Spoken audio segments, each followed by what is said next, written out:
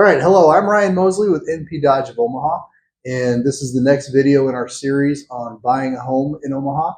There's lots of parts and pieces that have to come together to have a successful home purchase or sale. One of those pieces is the financing of a home. In the other video, we looked at insurance on your home. Future videos, we'll look at home warranties, home inspections, and home appraisals and whatnot. But today we're going to talk about your financing your home, which I think is the most important piece, obviously, to having a purchase go through. And today we're going to talk with Alex Drake. He's from First National Bank of Omaha. He's kind of my local expert. So thanks for being here today. Yeah, local expert. That's a bit generous. No, thanks for having me. I'm super excited. Tell me a little bit about yourself.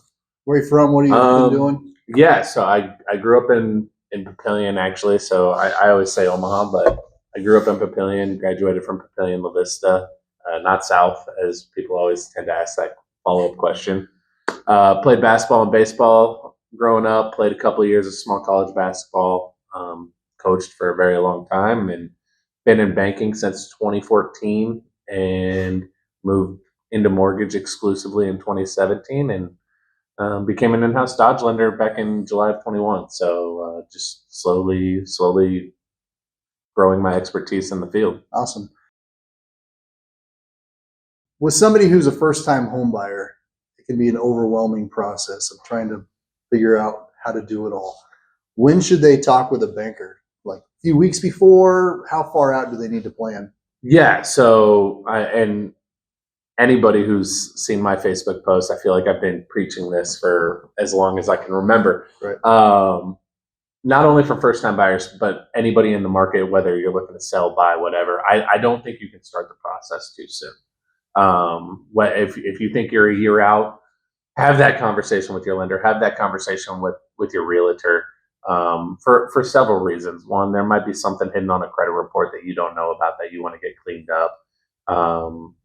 The mortgage industry changes annually, if not weekly, as far as just market conditions and things like that. So maybe we decide that you have to have a little bit more money, or you don't need as much money as you thought, you can get in sooner. Just there's no such thing as starting the process too early. As a first-time buyer specifically, you have a hidden advantage when you're out writing offers on houses, and that is you're not going to have a house to sell. So you have an advantage to potentially do a quick close, but the ability to have a quick close, so much is on you as a buyer to pull that off. So starting the process sooner allows you to do your work early as far as figuring out exactly what documents you're going to need once you're under contract, how to get them, how to upload them to me or deliver them to me, your loan officer, so you can make all those things happen. I tell everybody when they come to me for a pre-approval, we're doing a dry run for when you're under contract. What are some things that a first-time buyer should have in place to give them the best loan terms when they do finally get to that point? Yeah, so for me, there's a few things. Cash and credit are king in this industry, whether it is having cash to buy a house without financing or just having basic money for down payment, closing costs. But a couple of my big ones are have that cash available and then have some reserves available that you don't plan on using for a couple of reasons. One, with the market conditions, you might have to use a little bit more than you expected. But two, I hate sending people into a house cash poor. So more money than you had planned on. Now, especially for first-time buyers, we have grants and NIFA programs to help with down payment and closing cost assistance. But be on top of your credit. Have a plan. For me, the big thing is have a plan. And when I say have a plan, have a planned out budget for what you're willing to spend monthly, what you're willing to part with at the closing table in terms of your lump sum of cash. And for me, the budget is actually one of the bigger ones because, as you know, most first-time buyers will qualify for way more than they want to spend monthly. Right. Right. So you kind of brought it up. What are some of those different grants and loans that are available for first-time buyers? How do they take advantage of them? Yeah, so we were just talking this week. Most grant programs roll out in February, and they're available until the money dries out. It looks like a couple of the bigger grants that we've had access to this year, from They're from Federal Home Loan Bank of Kansas City. It's called the Turnkey Program. Those look like they're about out of money. So for the year. Yeah, for the year. So if you're banking on taking advantage of that, you're going to have to wait till next year. Nebraska has a grant program available as well, and for whatever reason, I'm drawing a blank on the name, but I'll get it to you. And then NIFA. NIFA is a great program, specifically for first-time home buyers, but they rolled out a second program last year that doesn't require you to be a first-time buyer. They have some income restrictions and things like that. Sometimes they're a little bit harder to qualify for, but as far as NIFA is concerned, their best perk is on the conventional side, lower mortgage insurance if you need it, and then they will give you up to 5% of the loan of the purchase price in a down payment or assistance loan paid back at 1% over 10 years. So, the old max used to be 10,000. Mm-hmm. The old, and they went away with the max. At 10,000, that was an additional $87 payment.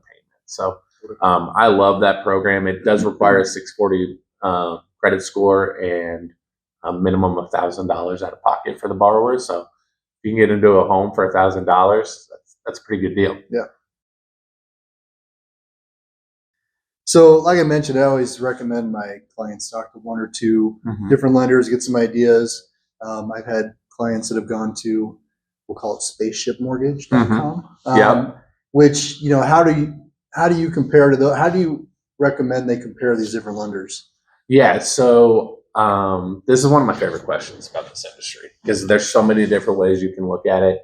And I think recently, you and I were comparing a cost sheet from me versus another lender, and the cost sheets aren't going to look the same, but the majority of everything on that cost sheet at the end of the day at the closing table is going to be the same. Your title fees are going to be the same. The insurance is going to be the same. Odds are mortgage insurance is going to be the same because we all pretty much use the same providers. Mortgage insurance, taxes, title, real estate fees, all that stuff's going to be the same because that is all standard by the companies that you select as a buyer, state laws, how they do taxes, things like that. So the big things for me that you compare are interest rate. Are you paying points for that interest rate? That's one thing that a lot of people miss is, XYZ lenders quoting me 0.5% lower, and I get eyes on that loan estimate or cost worksheet, and they're paying $7,000 for that, and it wasn't verbally said to them, but it's laid out in that cost sheet. You can't see it. So rate, what you're paying for that rate, and bank fees are the big three for me. But also with the way this industry works, I think one of the most important things is how do you mesh with that lender, and how does that lender mesh with your realtor? We're all a team in this, and I think that's really important. I mean, and I always believe, having someone small and local is kind of an advantage compared to like the huge banks, because I think that you get a little more personalized customer service. Yeah, no, that's a perfect example. I mean, having a local lender, whether it's me or another First National or somebody local with U.S. Bank, anybody local, I think is going to have an advantage for the buyers for a couple of different reasons. One, you and I know Sarpy and Douglas County do property taxes different than the rest of the country. I've caught so many spaceship lenders with cost sheets that are egregiously wrong because they're not familiar with the current tax laws. That's not necessarily their fault. I mean, we're weird in that way. So you talked a little bit about it already, but interest rate locks and buy downs, what's all that stuff? Yeah, so everyday pricing changes in the mortgage industry. So right now rates have been going up a little bit, but they came down yesterday, so that's hopefully a good sign of things to come. But so you have options to lock for 15 days, 30 days, 45 days, 60, 90. Then you get into extended locks that cost a little bit of money up front for 180, 270, and 360, and those are generally for new construction. When you lock a rate, that means you have to close by that last day that lock is available. Otherwise, you're going to have to extend your lock or take worst case pricing at that new market condition. So let's say we locked on 30 days today and we closed on day 35. Well, that rate lock expired. Even if rates are technically better today, you might have to take that 30-day lock. and you're going to have to most likely pay for that extension. So buy downs, you have a few different options. You have things like 2-1 buy downs, 3-2-1 buy downs, where theoretically the seller, generally it's offered by a seller, and it has to be through a bank or a financing company that offers it as well. They will pay points, and we'll get into points too, upfront to have, a 1% or 2% discount for the first year, and then the next year it goes up a percent. It's really common in new construction. I'll be honest, I'm not a huge fan of it, especially on the new construction side. And the big reason why is when you close on a new construction house for that first year, you're not paying those fully assessed taxes. So in year 2, you're going to get a payment shock from your interest rate going up and your taxes going up, and your taxes are going to go up a lot. Right. So for me, I suggest more often a permanent buy down. And, we talked about points a little bit. So points are, you can pay, and it's broken down on the pricing sheet. No 2 days are the same, but you can pay, a quarter of a point to buy down the interest rate, an eighth of a percent or a quarter percent or 0.5%, whatever it is that day. And that is permanent, but you pay that point one time, that quarter point, half a point, whatever you decide on, up front at closing one time. And the general rule of thumb for me is, if what you are willing to pay in points can be recouped in your monthly payment savings within 36 months, it's an okay deal. It's fair. I would never deter you from doing that. If it goes over 36 months, I'm having a conversation. Probably not the best thing to do. And that kind of gets into the next question here. So I have a client who wants to buy a home in no huge rush. Interest rates today are, let's just say 7%. He wants to wait till it's down to 5%. How long is he going to be waiting? When's that going to happen? I'm asking you to predict the future. Yeah. I'm not sure on the exact stat, but it was sometime in the early 2000s or maybe early 90s. I forget. Well before my time in the industry, where rates were up a little bit, and if you had waited for rates to come back down to around a whole 2%, you'd have been waiting 10 to 15, 20 years.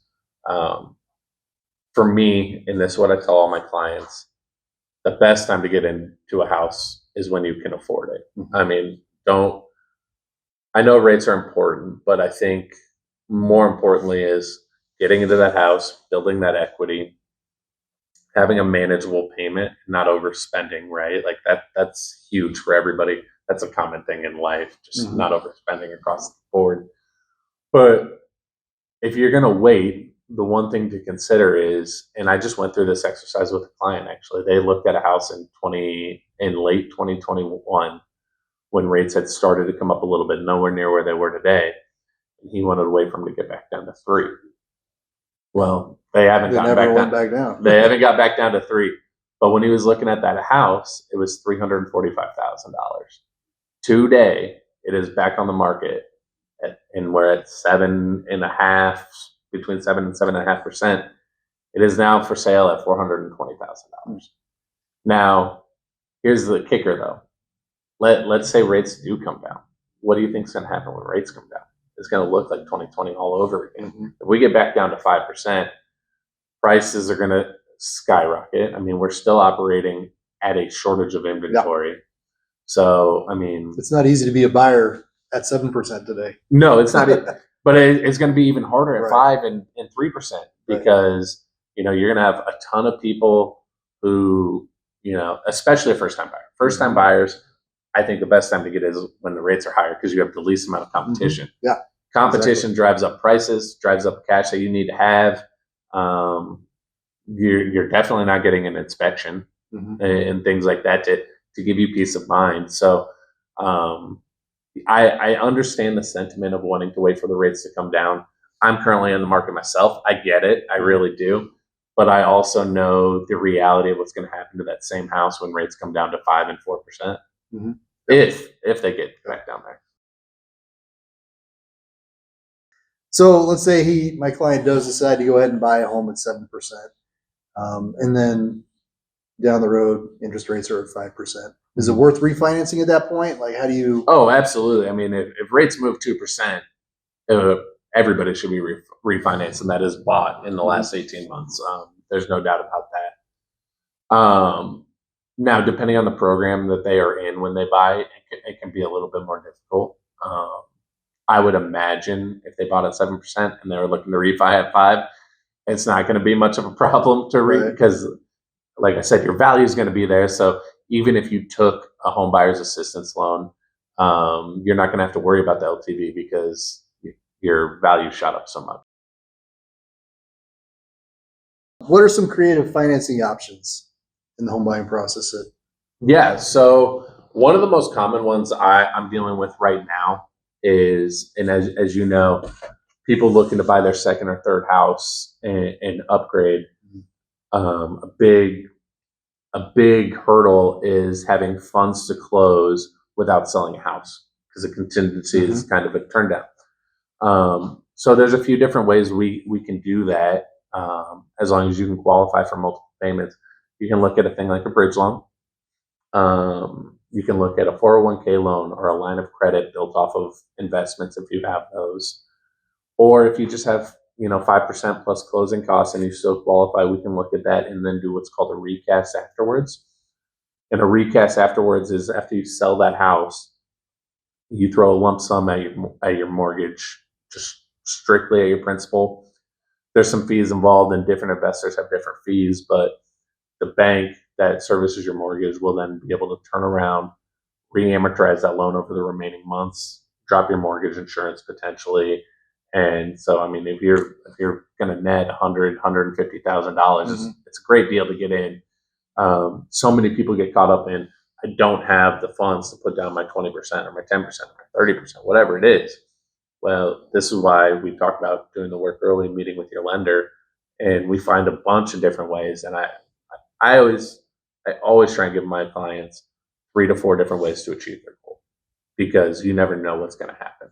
So we want to have backup plans, contingencies, whatever it is to get them to their goal. So someone who's looking to buy a home this year, what's your best advice for them? Start the work early. That's number one. I always start the work early, but have your budget in place. The budget is huge. Knowing what you're willing to spend and kind of sticking to that. Now, I'll tell you, so often, I meet with my clients and we talk about their budget and what they want. And if they're in that really tough price point of between 250 and 350, they're writing 4 or 5 offers. They come to me after five offers that they didn't get, and they say, "Hey, we think we can stretch this." Well, I'm not going to tell them no, but I'm going to remind them of the conversation we had. I'm going to ask them, "What are you going to change to make you comfortable stretching this?" Because it's an emotional process, and so apart from your budget, I think 2 of the other big things are focus on your journey in the process. Don't focus on your neighbor or any of the water cooler talk. Focus on your process. No 2 loan applications are the same. No 2 loan journeys are the same. Everybody's different. And, my parents and I talk about it all the time. My parents haven't bought a house for close to 30 years. When they go to buy a house, it's going to be a whirlwind of a change for them. Right. And, they'll be frustrated because it's so different from last time they did it. So definitely just focus on your own journey. Yes, talk to people about what they're seeing, what they've experienced recently, what kind of lender, what kind of realtor they liked, and things like that. But don't get caught up in I have a 5.5% or I got 2.9% rate because it's about you and what fits your budget and your family and what's best for you right now. So you mentioned before, it's a competitive market. It's a seller's market right now. I have clients that are putting in offers and sometimes they aren't able to have them accepted. What can you do from a financing aspect to help make an offer more competitive? Yeah. So the big one is the appraisal gap. I think that gives such a big advantage to people. Everything's aggressively priced to try and get top dollar always. But your appraisal gap doesn't have to be huge. It doesn't have to be 20, 30,000. It can be 5, 10. And what we can do on the financing side is not necessarily make you bring an extra 5 to 10. We just lower your down payment by 5 to 10, depending on what percentages we're looking at up front. So if you're looking at doing 20% down, maybe we drop that down to 15 to give you the extra cash for the appraised cap, or even 10%. That mortgage insurance hit isn't going to be massive in most cases. So that's just one of many ways. I mean, there's so many ways that we can look at things to give you an advantage. This isn't necessarily financing, but inspections is a huge one. For me, I think the number one thing as far as financing to give you a leg up, and it's really tough to say, but find the right program, right? We talk about all the time. Sellers don't love FHA, VA, Right. USDA loans right now.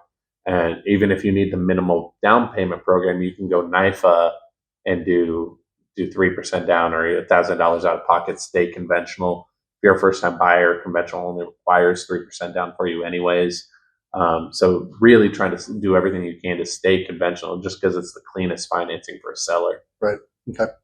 So obviously there's a lot of information to take in. This was a short, abridged version of the whole picture. Everyone's individual case is going to look a little bit different.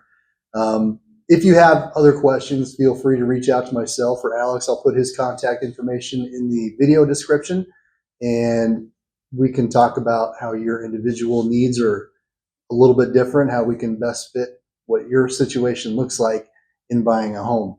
All right. Well, this has been Ryan Mosley with NP Dodge, here with Alex Drake. And the next piece on buying a home in Omaha was financing. So we'll see you in the next one.